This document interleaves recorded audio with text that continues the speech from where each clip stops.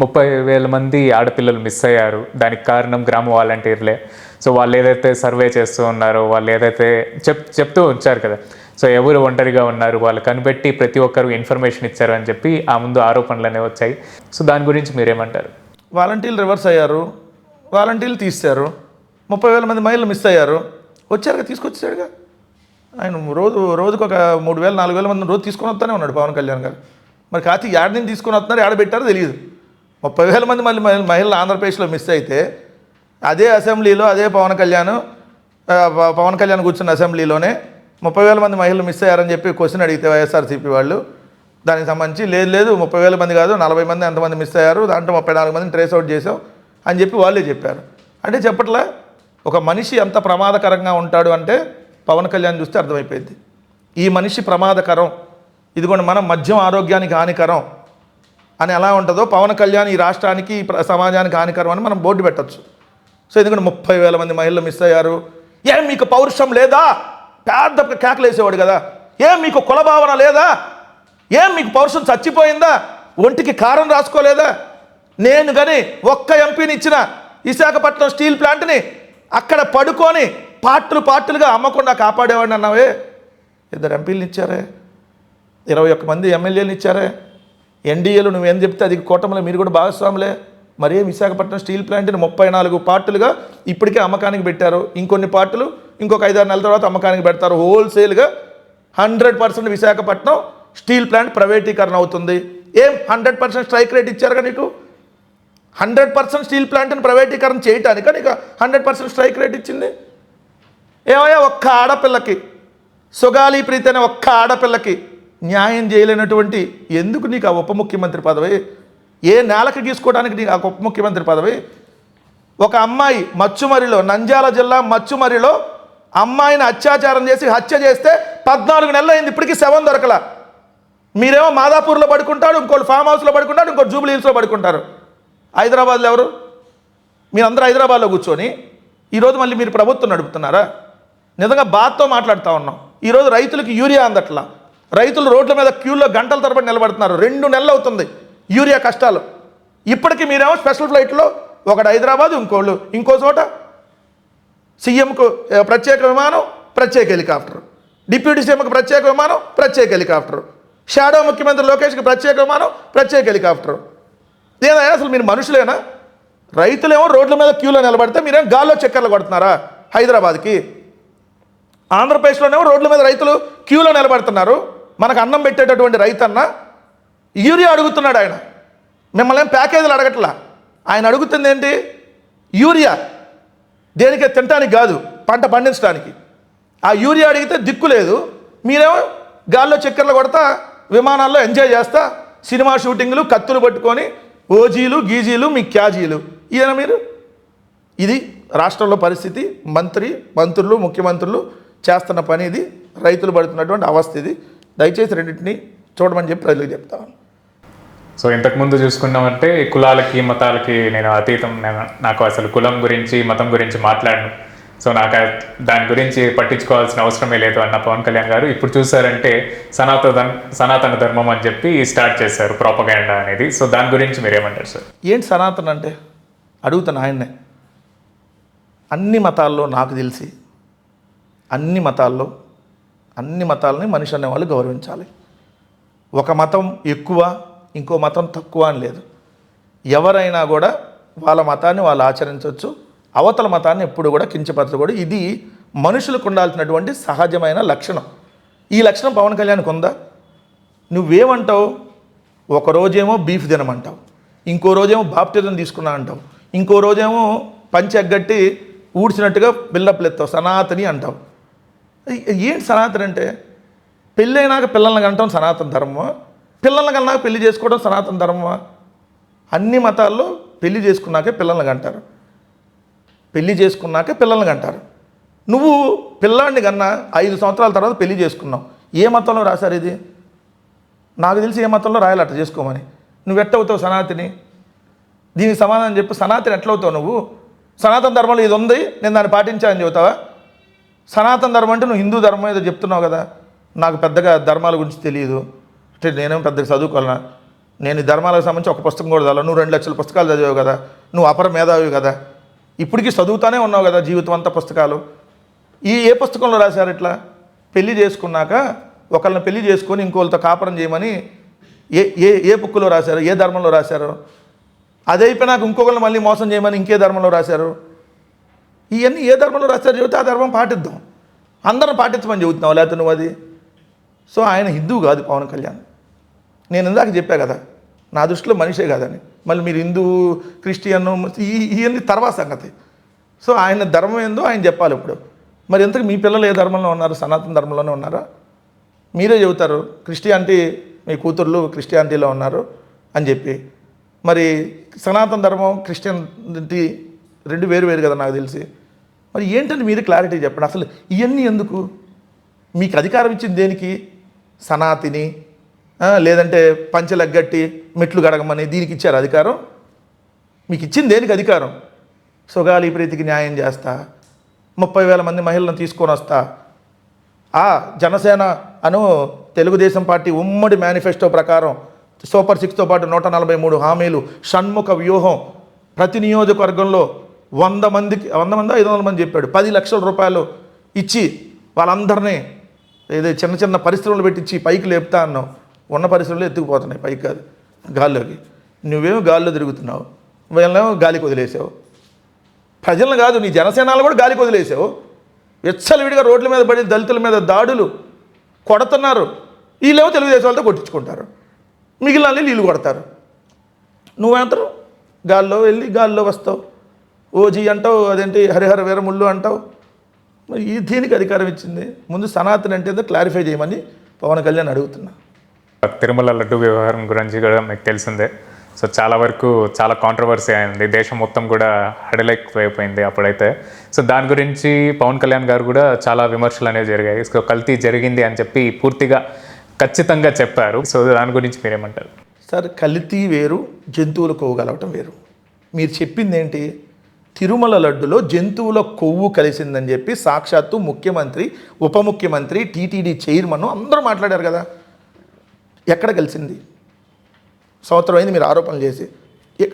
ఎక్కడ చూపించండి, ఎక్కడ కలిసింది చూపించాలి. సంవత్సరం అయింది మీరు. ఇప్పుడేమంటున్నారు? కాదు జంతువుల కొవ్వు కాదు, కల్తీ నెయ్యి అంటున్నారు. కల్తీ నెయ్యి వేరు, జంతువుల కొవ్వు వేరు. కల్తీ నెయ్యి అంటే డాల్డా లైక్ ఏదైనా కలుపుతారు, కలిపినా అది తప్పే. ఎప్పుడు కలిపారు? ఎవరు కలిపారు? ఏం చర్యలు తీసుకున్నారు మీరు ఇప్పుడు వరకు? మీరు దానికి సమాధానం చెప్పాలి. 2 పవన్ కళ్యాణ్ చేసిన ఆరోపణలు చాలా తీవ్రమైన ఆరోపణలు. నేను చెప్పా కదా, మనిషి అనేవాడు ఇట్లాంటివి చేయడు, అతన్ని మనిషిగా చూడకూడదు అని చెప్పి. మనిషిగా చూడకూడదు అంటే వాళ్ళు కింద కామెంట్ పెడతారు, మావాడు దేవుడు వీరుడు అని చెప్పి. ఆ జనసేనలు అంతే, దాన్ని వాళ్ళు వదిలేద్దాం. సో నేను ఇప్పుడు ఆయన ఏమన్నాడు? ఈ జంతువుల కొవ్వు కలిపినటువంటి లడ్డుల్ని 1,00,000 లడ్డులు తయారు చేసి అయోధ్యకు పంపించారని చెప్పాడు. అయోధ్య రామ మందిరానికి 1,00,000 లడ్లు జంతువుల కొవ్వుతో కలిపి పంపిస్తే నరేంద్ర మోడీ, అమిత్ షా, న్యాయమూర్తులు, అయోధ్యకి వెళ్ళినాళ్ళు, ఎంపీలు, వివిఐపీలు, హిందూ ధర్మం అందరూ ఆ లడ్డులు తిన్నట్టే కదా. అందరు లడ్డులు తిన్నట్టే కదా. ఎంత అపచారం అది! జంతువుల కొవ్వుతో 1,00,000 లడ్డులు తయారు చేసి అయోధ్యకు పంపించారని చెప్పిన వాడిని ఏం చేయాలి? ముందు ఇలాంటి తప్పుడు ప్రచారం చేసి 140 కోట్ల హిందువుల మనోభావాల్ని దెబ్బతీసినటువంటి వ్యక్తి ఎట్ట సనాతన అవుతాడు? ఎలా మనిషి అవుతాడు? మరి ఇతని మీద కదా ముందు కేసు పెట్టి మక్కలు ఎరగదనాల్సింది ఎవరిని? జంతువుల కొవ్వు అని చెప్పి అపచారంగా మాట్లాడిన వాళ్ళని, మతాన్ని రెచ్చగొట్టినటువంటి వాళ్ళని, దానికి వెళ్ళి మెట్లు కడిగినటువంటి వాళ్ళని, వీళ్ళందరినీ ఏం చేయాలో మీరు సమాధానం చెప్పండి. దయచేసి న్యాయస్థానాలు ఇటువంటి ఎవరైతే ఈ తప్పుడు ప్రచారం చేస్తారో, జంతువుల కొవ్వు కలిసిందని తప్పుడు ప్రచారం చేసిన వాళ్ళ దాని మీద సుమోటోగా తీసుకోవాలి. ఎందుకంటే ఒక మతానికి సంబంధించి ఆ మతాన్ని కించపరచడం, అవమానించడం, వాళ్ళందరినీ రెచ్చగొట్టడం, దీనికి పాల్పడినటువంటి వాళ్ళు నిజంగా దేశద్రోహులు. వీళ్ళ ముందు ఈ చంద్రబాబు నాయుడిని, ఈ పవన్ కళ్యాణ్ గారిని, వీళ్ళందరి మీద ముందు యాక్షన్ తీసుకోవాలి. వీళ్ళందరినీ వీళ్ళు దేశద్రోహులుగా మనం పరిగణించాలి. ఎందుకంటే ఒక మతాన్ని రెచ్చగొట్టి ఒక దేవుడు, ఆ వెంకటేశ్వర స్వామి అనేటటువంటి దేవుడికి మనం జంతువుల కొవ్వు పెడితే స్వామివారి ప్రసాదం తింటారా సార్? అసలు వీళ్ళు మనుషులేనా? ఎట్ట మాట్లాడారు? అయోధ్య రాముడికంట జంతువులు కొవ్వు కలిపిన లడ్డులు తీసుకెళ్ళి అయోధ్య రాముడికి ప్రసాదంగా పెట్టారా? అక్కడికి వచ్చిన భక్తులకు పంచారా? వీళ్ళని దేంతో వీళ్ళని సమాధానం చెప్పాలి మీరు చెప్పండి. నేనైతే చెప్పులు ఇటని నేను అంటలేదు, కానీ వాళ్ళ భాష అది, చెప్పులు తీసుకొని అందం పేకలు పీసి చంపేస్తా అని దేంతో వీళ్ళకి మనం సమాధానం చెప్పాలి? సో ఖచ్చితంగా పవన్ కళ్యాణ్ ఈ హిందూ దానికి సంబంధించి ఏదైతే తిరుమల సంబంధించి జంతువులకు ఇట్లాంటి మాట్లాడిన చంద్రబాబు నాయుడు గారు కానీ వీళ్ళందరూ కూడా హిందూ ద్రోహులుగా మనం పరిగణించాలనేది నా అభిప్రాయం. ప్రస్తుతం సో తిరుమల తిరుపతి దేవస్థానం దగ్గర ఏదైతే ఓల్డ్ కార్ పార్కింగ్ ఉంది కదా, అక్కడ మహావిష్ణువు గారి విగ్రహాన్ని నిర్లక్ష్యంగా పడేశారు. సో దాని గురించి భక్తులకి ఎవరు సమాధానం చెప్పాలి? సో మహావిష్ణువు గురించి అలా చేయడం అనేది చాలా తప్పు కదా. సరే, ఒకటి ఏంటంటే ఫస్ట్ తప్పు ఎక్కడ జరిగింది అని అంటే బిఆర్ నాయుడు అనేటటువంటి వ్యక్తి చైర్మన్గా నియమించడమే చంద్రబాబు నాయుడు గారు చేసినటువంటి అతిపెద్ద పాపం. 75 వయసులో చంద్రబాబు నాయుడు ఒక పెద్ద పాపానికి ఒడిగట్టాడు. ఎందుకంటే బిఆర్ నాయుడు అనేటటువంటి వ్యక్తి 5 సంవత్సరాలు జగన్మోహన్ రెడ్డి గారు ముఖ్యమంత్రిగా ఉన్నాడని చెప్పి తిరుమలను బ్యాన్ చేశాడు. సార్ ఇప్పుడు నేను వెళ్తా తిరుమల, చంద్రబాబు నాయుడు గారు ముఖ్యమంత్రిగా ఉన్నాడని చెప్పి నేను దేవుడిని బ్యాన్ చేయటం ఏంటి? చేస్తే మనం అసలు మనుషులమేనా? అంటే ఎవరు ముఖ్యమంత్రిగా ఉంటే ఏంది? చంద్రబాబు నాయుడు రాలేదా జగన్మోహన్ రెడ్డి గారు ముఖ్యమంత్రిగా ఉంటే? చంద్రబాబు నాయుడు ముఖ్యమంత్రిగా ఉంటే జగన్మోహన్ రెడ్డి గారు తిరుమల పోలేదా? కింద కాలినడకన కూడా వెళ్ళాడు కదా. మతాన్ని గౌరవించడం అంటే అది. సో నువ్వు వెంకటేశ్వర స్వామిని 5 సంవత్సరాలు నువ్వు బ్యాన్ చేసావంటే అట్లాంటి వ్యక్తికి ఎవరన్నా టీటీడీ చైర్మన్ ఇస్తారా? పవిత్రమైనటువంటి ఆ దేవస్థానానికి కాదండి, అసలు కింద అలిపిరి దగ్గరకు రావడానికి అర్హత లేదు బిఆర్ నాయుడికి. తిరుమల అలిపిరి దగ్గరకు రావడానికి అర్హత లేదు. అట్టంటాన్ని తీసుకెళ్ళి పైన చైర్మన్గా కూర్చోబెడితే పాపాల ధరకు ఏం జరుగుతాయి? రోజు అపచారాల ధరకు ఏం జరుగుతాయి? తిరుమలలో వీళ్ళు వచ్చిన తర్వాత గోవులు చనిపోయినాయా? జంతువులు కొవ్వని చెప్పి కొవ్వెక్కి మాట్లాడారా? దాని తర్వాత మీరు చూస్తే భోజనాల్లో జర్రి వచ్చిందా? పైన మద్యం అమ్ముతున్నారా? మాంసం విక్రయాలు జరుగుతున్నాయా? అట్లానే అన్యమత ప్రచారాలకు సంబంధించినటువంటి రింగులు దొరికినాయా అమ్ముతా? మొన్న అక్కడ ఏం రాశారు? పైన తాగుతున్నారు, గంజాయి కూడా దొరుకుతుందని పైన సాక్షాత్ ఆంధ్రజ్యోతి రాసింది. తిరుమలలో గంజాయి దొరుకుతుందని, కొండ మీద గంజాయి అంట. మరి వీళ్ళందరూ ఎట్లా అర్హులు? ముందు ఒక మెట్లు కడగాల్సింది తిరుమల కొండ పైనుంచి కింద దాకా లేదా కింద నుంచి పై దాకా వెళ్ళి పవన్ కళ్యాణ్ పంచి ఎగ్గట్టు కడగాలి కదా. మరి ఇది కదా అపచారాలు. సో తిరుమలకు సంబంధించి నిరంతరం ఏదో ఒక అపచారం, అపవిత్రం ఈ కూటమి ప్రభుత్వం వచ్చినాక జరుగుతూనే ఉంది. తిరుమల పవిత్రతని నాశనం చేస్తూ ఉన్నారు. అంతకుముందు వీళ్ళు చేసినటువంటి ఆరోపణలు, శ్రీవాణి ట్రస్ట్ అనేది అది చాలా పెద్ద మోసం అన్నట్టుగా ఆరోపణ చేశారు. మరి ఇప్పుడు అదే ట్రస్ట్ని మళ్ళీ కొనసాగిస్తున్నారు. మరి అంటే మేము అధికారంలో ఉన్నప్పుడు అన్ని వాళ్ళు ఇలా దుష్ప్రచారాలు చేయటం, ఇప్పుడేమో వాళ్ళ దగ్గర దుష్ప్రచారాలు జరుగుతున్నా బయటకు రానియకుండా కప్పిపుచ్చడానికి వాళ్ళ మీడియా, వాళ్ళ ఛానళ్ళు అదేదో దాంట్లో చాలా కాలం ఏది ఉంటుంది అన్నాడు ఇది యాంకరు. అది బిఆర్ నాయుడు ఛానల్లో అనుకుంటా. బిఆర్ నాయుడు అంటే మామూలుడు అనుకుంటున్నారా? చాలా కాలం ఏది ఉంటుంది అన్నాడు. ఇదేనా? ఇన్ని అపవిత్రాలు అపచారాలు జరుగుతున్నాయి కాబట్టి చాలా కాలం ఏది ఉంటాడు. ఎట్టంటాడు చైర్మన్గా వచ్చినప్పుడు చాలా కాలం ఏది ఉంటుంది అన్నట్టుగా. ఖచ్చితంగా ఈ తిరుమలలో బిఆర్ నాయుడు, ఈ చంద్రబాబు నాయుడు కూటమి ప్రభుత్వం పోతేనే ఖచ్చితంగా తిరుమల పవిత్రత అనేది మళ్ళీ నిలబడిద్ది. అలాగే రీసెంట్గా విజయవాడ వరదల్లో కూడా మీరు చూస్తుండొచ్చు. సో చాలా వరకు చాలామంది ఇబ్బంది పడ్డారు. సో వాళ్ళకి సహాయం అనేది అందలేదా?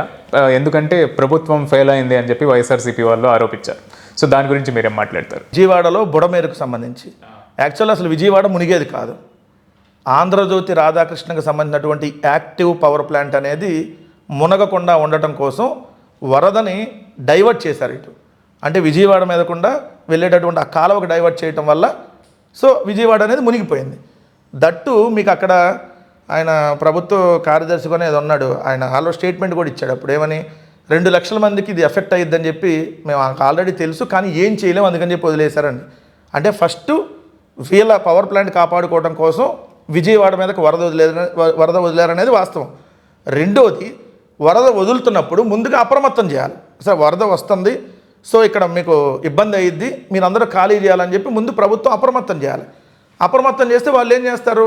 ఇంపార్టెంట్ సామాన్లు, సర్టిఫికెట్స్, డబ్బులు, నగలు ఇలాంటి ఏమైనా ఇంపార్టెంట్ సామాను ఉంటే తీసుకొని వాళ్ళ బంధువుల ఇళ్లకు, లేదంటే ప్రభుత్వం ఏదైనా పునరావాస కేంద్రాలు ఏర్పాటు చేస్తారు కదా, లైక్ హై స్కూల్స్, కాలేజెస్ అట్లా ఏమైనా ఏర్పాటు చేసినప్పుడు అక్కడికి వెళ్ళి ఉంటారు. ఆ వరద తగ్గినాక మళ్ళీ వస్తారు. అప్పుడేంది మీకు పశువులు కానీ ఇవేం కూడా నష్టపోకుండా చనిపోకుండా ఉంటాయి. సో అలా చేయకుండా రాత్రికి రాత్రి వరదను వదిలేసి ఇక్కడ తెల్లారు చూసేటప్పుడు వాళ్ళంతా మునిగిపోయింది.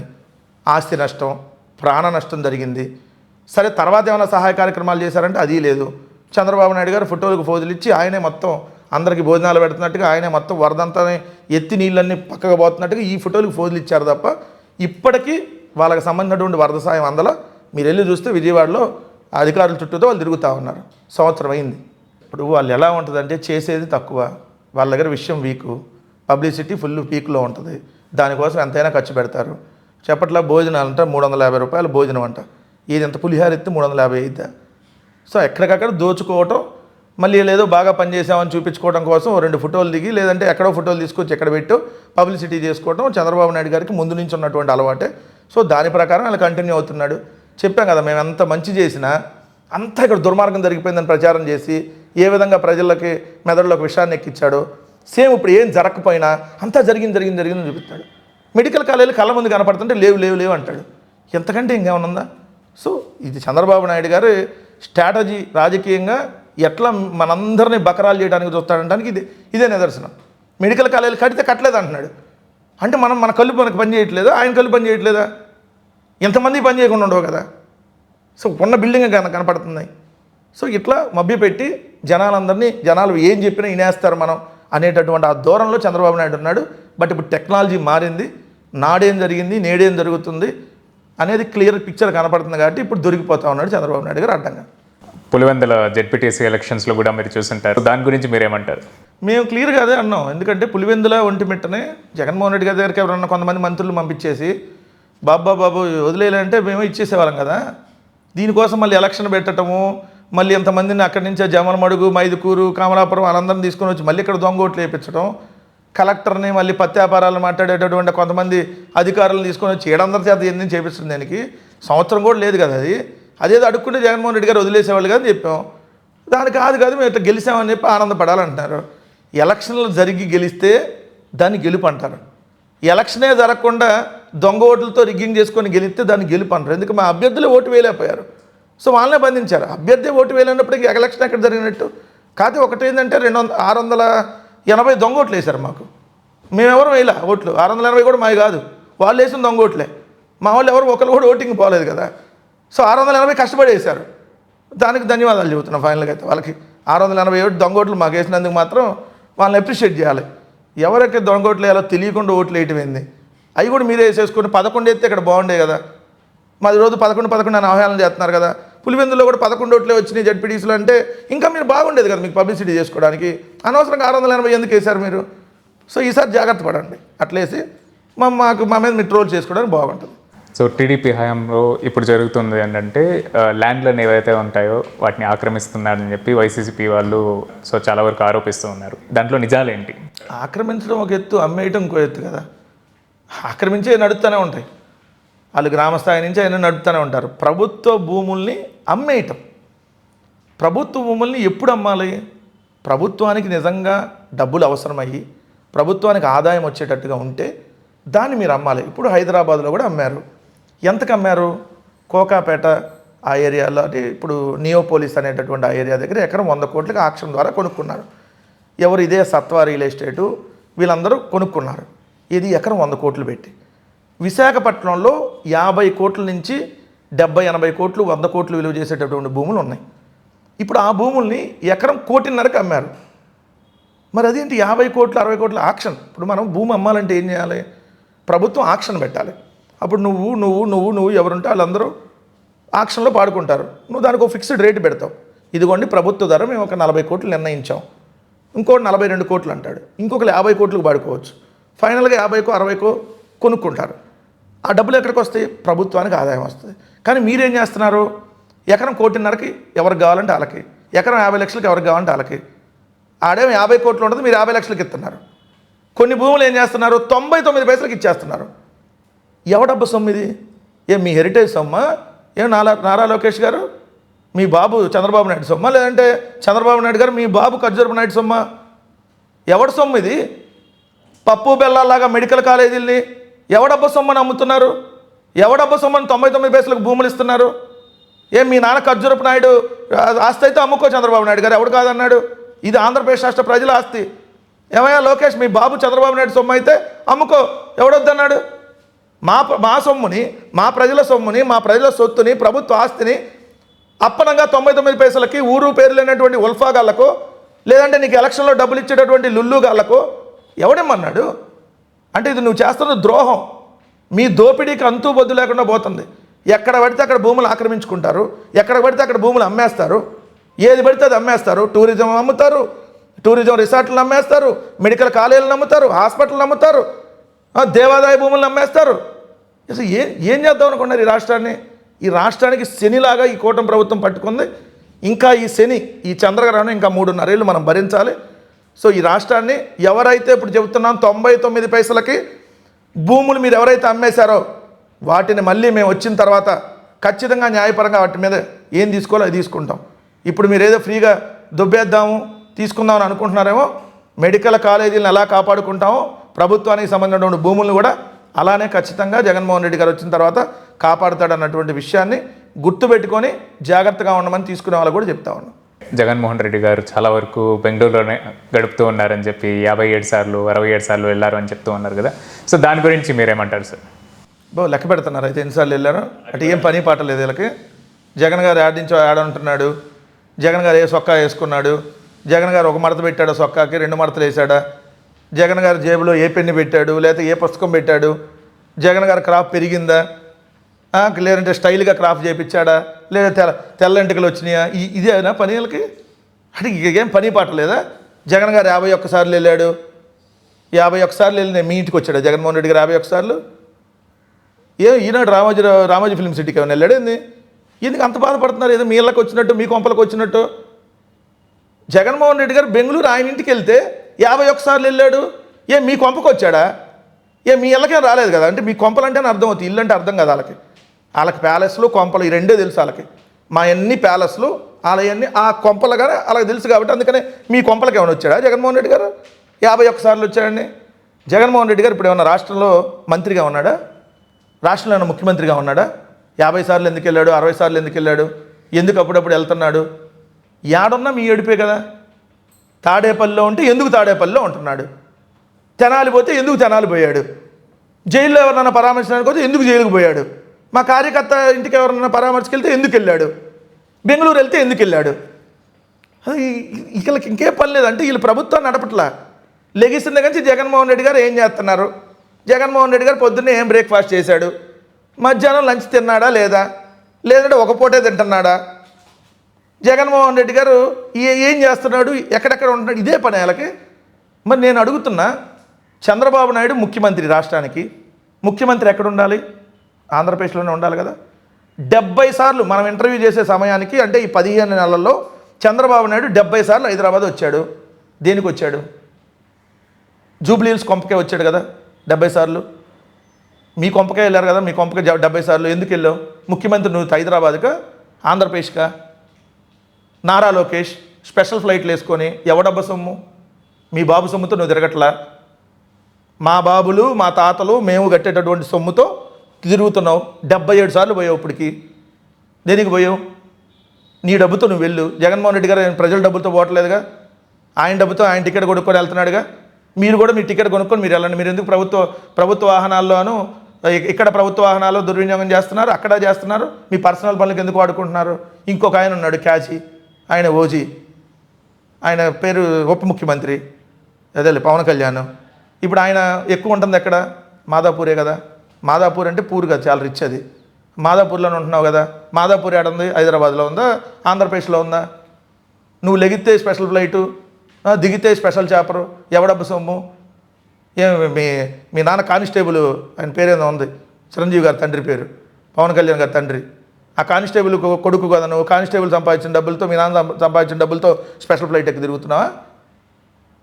మా ప్రజల డబ్బుతో తిరుగుతున్నావా? మీరేం చేసినా సంసారం, అవతలాడు ఏం చేయకపోయినా డాష్ డాష్ డాష్. మేము 51 సార్లు వెళ్ళాం, మీరు 70 సార్లు ఎందుకు పోయారు? మీ సొంత ఇల్లు ఎక్కడ అసలు? జగన్మోహన్ రెడ్డి గారు శాశ్వత నివాసం తాడేపల్లి. ఆయన తాడేపల్లి నుంచి బెంగళూరు వెళ్ళి వస్తున్నాడు. మీలాగా హైదరాబాద్లో ఉండి అప్పుడప్పుడు ఆంధ్రప్రదేశ్ రావట్లా. డిఫరెన్స్ చాలా ఉంది. రెండోది, మీరు ప్రభుత్వంలో ఉన్నారు, మీకు బాధ్యతలు ఉన్నాయి ఎక్కువ. జగన్మోహన్ రెడ్డి గారు ప్రభుత్వంలో లేరు, అయినా ఆయన బాధ్యతలు తెలుసు కాబట్టే ప్రజాక్షేత్రంలో ప్రజల సమస్యల మీద నిరంతరం పోరాటం చేస్తున్నాడు. తేడా తెలియకపోతే తెలుసుకోండి. ఊర పిచ్చివాడు 51 సార్లు వెళ్ళాడు ఏదో మీ కొంపలకు వచ్చినట్టు. మీరేమైనా పెడుతున్నారా? మీరేమి ఎటైనా తిరిగి రావచ్చు. మీరేమో శుక్రవారం సాయంత్రం వెళ్ళిపోవచ్చు, మళ్ళీ సోమవారం ఉదయం రావచ్చు. హైదరాబాద్లో పబ్బుల్లో తిరుగుతున్నారు కొంతమంది మంత్రులు. అయితే కొంతమంది మంత్రులు హైదరాబాద్ పబ్బు పేరు చెబితే మా అందరూ తెలిసిపోయింది కాబట్టి చెప్పట్లా. పబ్బుల్లో తిరుగుతున్నారు, సెటిల్మెంట్లు చేస్తున్నారు. మీరైతే ఏమేం చేయొచ్చు? జగన్మోహన్ రెడ్డి గారు ఏది మాట్లాడకపోయినా, ఏదన్నా మాట్లాడినా రాద్ధాంతం చేయాలి. సో ఈ ఆంధ్రప్రదేశ్ ప్రజానీకం దయచేసి గమనించండి. ఈ కూటమి ప్రభుత్వం చేస్తున్నటువంటి దాష్టికాలు అన్ని ప్రజల్లోకి రానియకుండా ఉండటం కోసం జగన్ అన్నిసార్లు బెంగళూరు వెళ్ళాడని, లేదంటే ఇదిగో పలానా అది జరిగిందని, ఇది జరిగిందని, లేదంటే జగన్మోహన్ రెడ్డి గారి వ్యక్తిత్వంని డ్యామేజ్ చేస్తా ఇట్లాంటి కథనాలు రాసి ప్రజల్లో అసలే చర్చ జరగకుండా డైవర్ట్ చేసేటటువంటి కార్యక్రమంలో భాగంగానే ఇలాంటి వార్తలు రాస్తున్నారనేది గమనించమని చెప్తా ఉన్నా. అసెంబ్లీకి రావట్లేదని చెప్పి జగన్ గారిని ఆరోపిస్తూ ఉన్నారు. సో చాక్లెట్ ఇస్తే వచ్చేలాగా మారం చేస్తున్నారని చెప్పి అధికార పక్షం వాళ్ళు ఆరోపిస్తున్నారు. దాని గురించి మీరేమంటారు సార్? ఇలా చాక్లెట్లు బిస్కెట్లు అందరి దగ్గర తీసుకోవడం వీళ్ళకి అలవాటేమో. అసెంబ్లీ ప్రతిపక్ష నేత హోదా అంటే చాక్లెట్ బిస్కెట్లు వీళ్ళకి అంటే ప్రతిపక్ష నేత హోదా ఎంత పవర్ఫుల్లో వీళ్ళకి తెలియదా? అంటే అందుకని భయపడుతున్నారని కదా దానికి అర్థం. ప్రతిపక్ష నేత హోదా మాకు ఇస్తే అసెంబ్లీలో వాళ్ళ బండారం మొత్తం మేము బయట పెడతాం కాబట్టి మాకు ఇవ్వడానికి వాళ్ళు భయపడుతున్నట్టు. ఎందుకంటే అసెంబ్లీలో ఉంది 4 పార్టీలు, 3 పార్టీలు ఒక వన్ సైడ్ ఉన్నాయి, 164 మంది, 11 మందితో మేము ఒక్కళ్ళం ఇది పక్కన ఉన్నాం. అంటే అసెంబ్లీలో ఉంది మేము ఒక్కళ్ళమే ప్రతిపక్షం. ప్రతిపక్ష నాయకుడు హోదా మేము అడుగుతుంది, చాక్లెట్లు బిస్కెట్లు కాదు. ప్రతిపక్ష నాయకుడు హోదాకి ఇచ్చే ఫెసిలిటీస్ అన్నీ మేము అడగట్లా. మళ్ళీ నోట్ చేసుకోండి. ఏదైతే అనిత గారో లేదంటే రఘురామకృష్ణరాజో లేదా ఆయన ఎవరు అయ్యన్న పాత్రుడో మేము అడుగుతున్నది ఏంటంటే, స్పీకర్ గారు, ముఖ్యమంత్రి, డిప్యూటీ స్పీకర్ మీ అందరిని అడుగుతుంది. మాకేం ప్రోటోకాల్ ఇమ్మని అడగట్లా, మాకేం క్యాబినెట్ హోదా ఇమ్మని అడగట్లా. మేము అడుగుతుంది అసెంబ్లీలో ప్రతిపక్ష నాయకుడికి ఇచ్చేటటువంటి మైక్, ఆ సమయం అడుగుతున్నాం. మీరే చెబుతారు పులివెందుల ఎమ్మెల్యే మాత్రమే, మీరు ఎమ్మెల్యేగానే మీకు ఎంత సమయం ఇవ్వాలో అంత సమయం ఇస్తా అంటున్నారు. ఎంత సమయం వచ్చింది? రోజుకి 25 మంది ఎమ్మెల్యేలు మాట్లాడగలుగుతారా అసెంబ్లీలో? 175 మందిలో 25 మందికి ఒక రోజు అవకాశం అంటే అసెంబ్లీ సమావేశాలు ఒక 7 రోజులు జరిగితే 7 రోజుల్లో ఒకళ్ళకి ఒక రోజే వచ్చింది, అది కూడా 5 నిమిషాలు వచ్చింది. దానికడికి అసెంబ్లీ అంటారు దాన్ని? మీరే మాట్లాడుకోండి 164 మంది. అయినా అసెంబ్లీ రూల్స్, వీళ్ళు చాక్లెట్లు ఇవన్నీ మాట్లాడుతున్నప్పుడు మరి 23 మంది శాసనసభ్యులను తీసుకొని అదే అసెంబ్లీలో కండవా మార్చుకొని 4 మంత్రి పదవులు ఇచ్చి అసెంబ్లీని అపవిత్రం చేసిన మీరు అసెంబ్లీకి రావట్లేదంటే ఎట్లా? చంద్రబాబు నాయుడు ఎందుకు రాలా 2.5 సంవత్సరాలు? మీ ఎమ్మెల్యేలు వచ్చి కాగితాలు ఇసిరేసి స్పీకర్ చైర్ దగ్గర గొడవ చేసి రోజు వెళ్ళిపోయేవాళ్ళు కదా.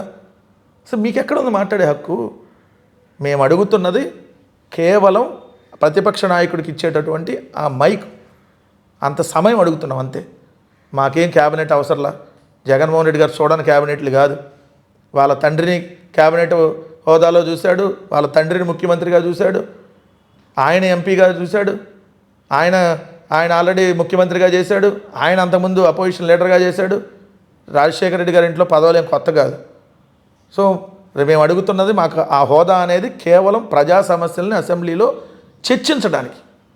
సో మేము చాక్లెట్లు అడగట్లా, మేము బిస్కెట్లు అడగట్లా, రైతులకు యూరియా ఎందుకు ఇవ్వరని అడగటం కోసం మైక్ అడుగుతున్నాం. అసెంబ్లీలో మాట్లాడదామని బయటెట్టు మాట్లాడతాం, అసెంబ్లీలో మీకు తెలియాలి కదా, అందుకని అడుగుతున్నాం. రైతుకి గిట్టుబాటు ధర ఎందుకు ఇవ్వరు అని చెప్పి అడగటానికి మైక్ అడుగుతున్నాం అసెంబ్లీలో. మేము చాక్లెట్లు బిస్కెట్లు అడగట్లా.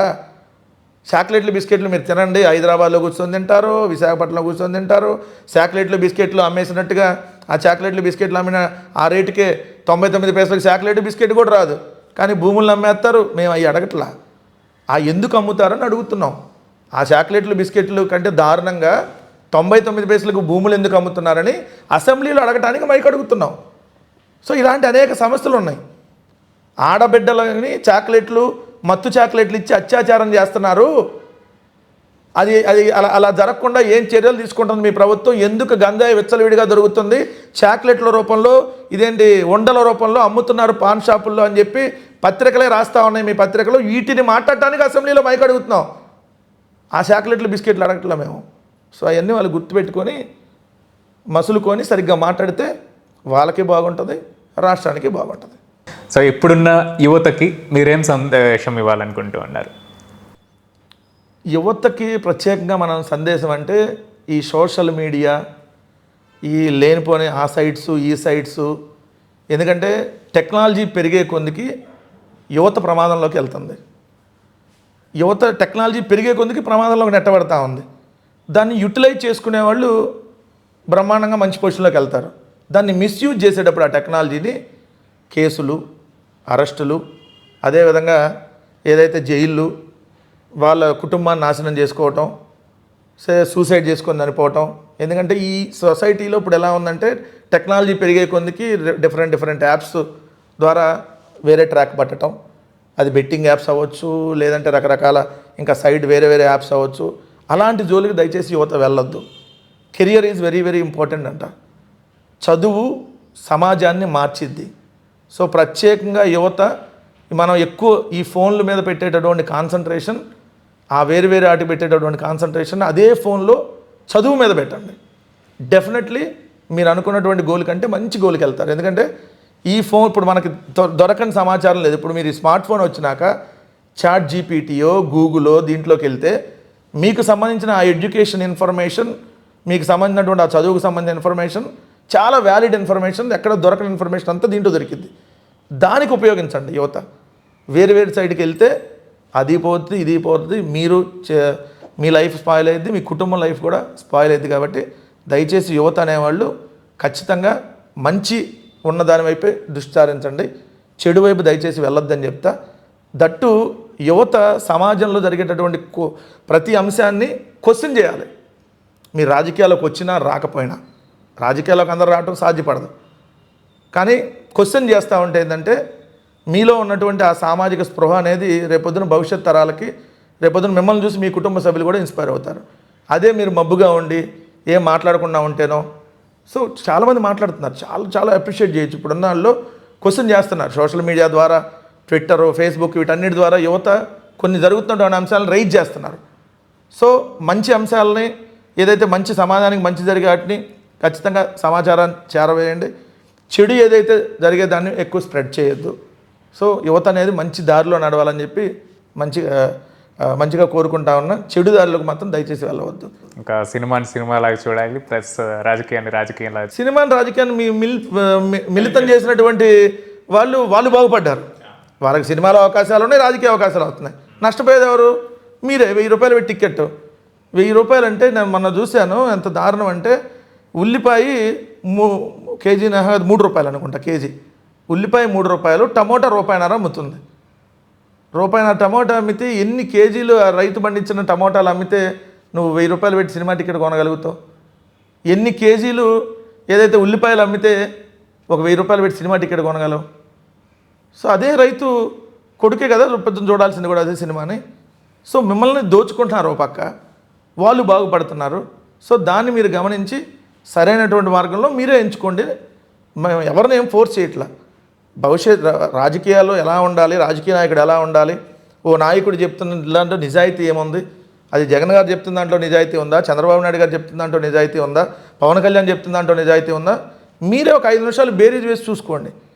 ఎవరు ప్రాంప్ట్గా చెప్తున్నారు, ఎవరి దగ్గర నిజాయితీగా ఉంది, ఎవరు పని చేశారనేది వాస్తవం తెలుసుకొని భవిష్యత్తులో మీరు ఏం చేయాలి, ఏ విధంగా ఉండాలి అనేది మీరే నిర్ణయించుకోవాలి. కాబట్టి అది వాళ్ళకే వదిలేద్దాం. So thank you so much sir, మీ ఈ ముఖ్యమైన సమయాన్ని మాతో గడిపినందుకు. So thank you so much.